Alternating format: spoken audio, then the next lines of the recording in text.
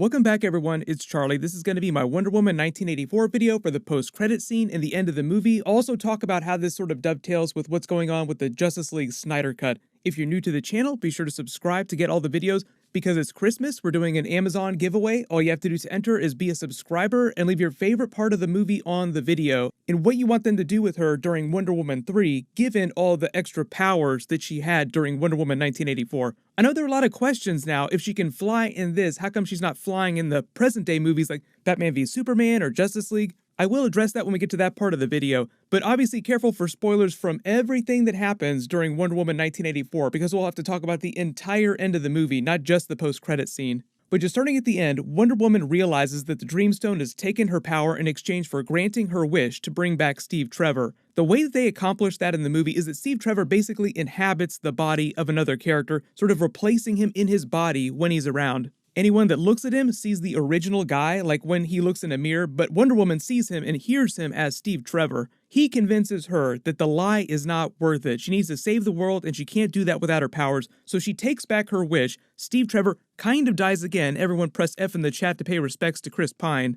She gets her powers back just as Maxwell Lord and Cheetah go to a presidential bunker where he can transmit his power of the Dreamstone to the entire world, so literally everyone all over the planet will succumb to its power, making wishes. Wonder Woman full-on flies during the movie, as you can see. She can fly in the comics, so we'll see how they explain this in the Justice League Snyder Cut version of the movie, because in the theatrical cut in present day, she never flies in any of those movies. I think that's mostly just a director's choice, like they were introducing her and slowly leveling her up, but if you think about it a little, she's been able to do this entire time, so it does wind up being a little bit silly. There'll probably be a couple minor continuity issues just because of what they decided to do with her during Wonder Woman 1984. But Zack Snyder did say that she has some really badass action scenes during the Justice League Snyder Cut that are different from the theatrical cut. So if you felt like there wasn't enough action scenes during Wonder Woman 1984, which is a common complaint, the Justice League Snyder Cut will be more of a straight-up superhero comic book movie like you would normally expect. There was a big invisible jet Easter egg here, but it's actually her trying to replicate the powers of her father, Zeus, to make it invisible the way he made Themyscira invisible. She said earlier she made a coffee cup invisible, but she doesn't remember how she did it, and because it's invisible, she can't find the coffee cup anymore. So it's actually a pretty OP power that maybe she'll wind up using in future movies. And during one of her flying scenes, there is a scene directly referencing a moment from the end of the first Superman movie, when he's flying through the clouds and you're hearing the voices of Jor-El speak to him about not being able to change the past, the course of human history, before he flies around the world and spins it backwards, reversing time. The Wonder Woman version of this scene is when she's flying to the island to stop Maxwell Lord and Cheetah, and she hears the voices of all the different people around the world calling out, making their wishes. One of the other bigger Easter eggs early on is that one of the people who works with Maxwell Lord is Simon Stagg. He's the business partner that he gets rid of pretty early on. But she grabs the golden armor of Asteria, one of the previous Amazonian heroes who was out in the world helping people. She shows up in a second, obviously, because that's part of the post-credit scene, but she uses the armor to fight the final boss form of Cheetah, who's gotten powerful enough to hurt her even when Wonder Woman is at full power. If you haven't seen any of the animated Wonder Woman movies, there are leveled up boss versions of Cheetah that can actually claw Wonder Woman's skin out, like her nails are strong enough to pierce her skin, whereas normally she can deflect bullets like it's no big deal. Canonically, Wonder Woman isn't quite as strong as Superman, but she's like the next closest thing to being as strong as Superman, who's basically god-tier powerful.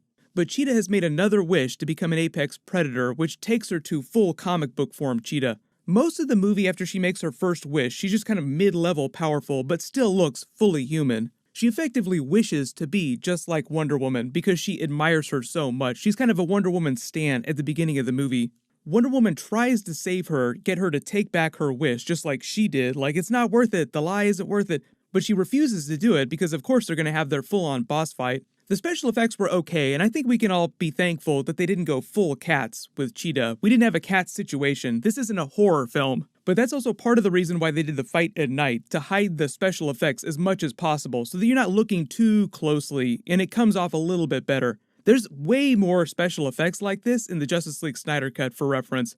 Zack Snyder did an interview a little while ago saying that there are more visual effects shots in the Snyder Cut than in all of Avengers Endgame, so we'll see what that actually ends up looking like in March when they release all those episodes. Wonder Woman doesn't kill Cheetah, but she does beat the crap out of her, and eventually she does get her to take part of her apex predator wish back, but it's unclear if she loses all of her abilities because she goes back to looking exactly like she did when she was still mid-level powerful. Funny enough though, she uses Maxwell Lord using the same trick that she used on Aquaman in Justice League. They turned the joke from Justice League into a big twist of the movie. She sneaks the lasso of truth under him while he's busy transmitting to the world. She uses that to speak to the rest of the world and show them the truth. Like, no, I'm not talking to you, I'm talking to all of them. Everyone's going crazy all over the world because of the side effects of the Dreamstone. But also, as part of this, a couple different nations are getting ready to fire their nukes, so the world is getting ready to blow itself up in mutually assured destruction. They revealed during the movie that the Dreamstone was created by the god of treachery. Go figure that this is the endgame of that.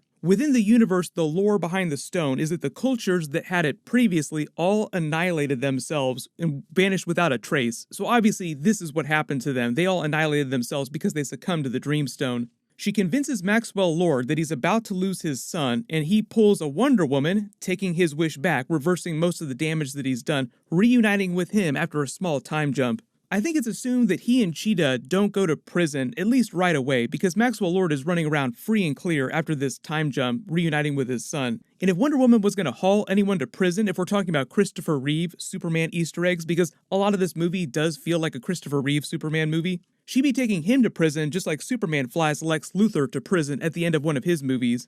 The world chills out and everyone starts celebrating all over the place. And then later, after another time jump during Christmas, Wonder Woman is walking around a town square, passes the man whose body Steve Trevor had temporarily stolen. He jokes about how his friends make fun of him for his crazy 80s outfit. You have to remember, it is the 1980s when this movie is happening, but it's a callback to Steve Trevor trying all the crazy outfits earlier in the movie.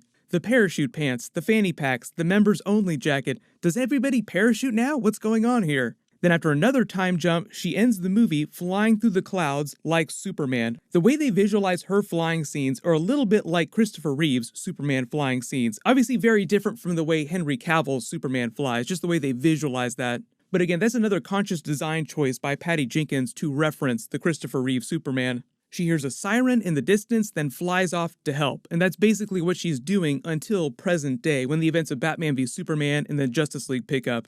But then during the post-credits scene, somewhere else in an American city after another time jump, a pole breaks and almost crushes a baby, but a woman in blue stops it like it's no big deal without breaking her step, and as the woman rushes to thank her for saving her child, she turns around and it's revealed to be Linda Carter in the flesh, who's playing Asteria, the person who Wonder Woman's golden armor belonged to before her, the Amazon before Wonder Woman who had gone out into the world to help mankind. She says it's no big deal, just a simple trick of shifting your weight, and I've been doing this for a long time. Sort of metaphorically winking at the camera, and it's meant to be a big reference to Linda Carter's Wonder Woman TV show. Like, yes, Asteria has been helping people in the DCEU within the continuity of the movie for a long time because she's ancient like the other Amazons. But also in real life, Linda Carter has literally been doing the Wonder Woman thing for a long time. Then they go back to the credits, just implying that Asteria, Linda Carter's character, might show up again during Wonder Woman 3 or some other future movie if they want.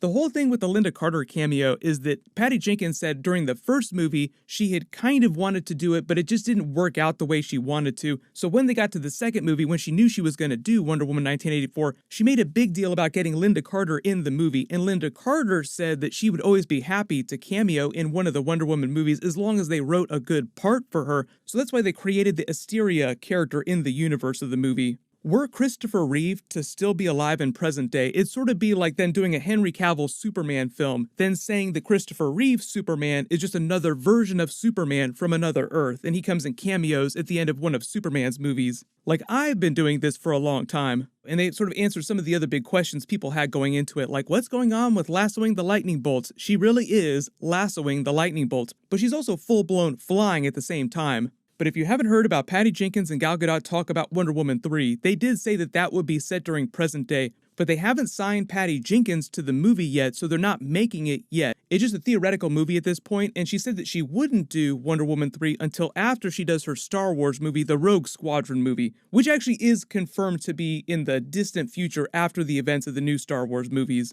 They released a teaser for that back during the Disney investor meeting, so she'll start talking more about her Star Wars movie in the next couple of years as she starts to make it. But that's not going to premiere till December 2023, so it's still a couple years away. The real future of the Star Wars franchise is actually in the Disney Plus series. There are 10 new Star Wars shows coming in the next couple of years. I've been doing a bunch of videos about that, so I'll link them in the description.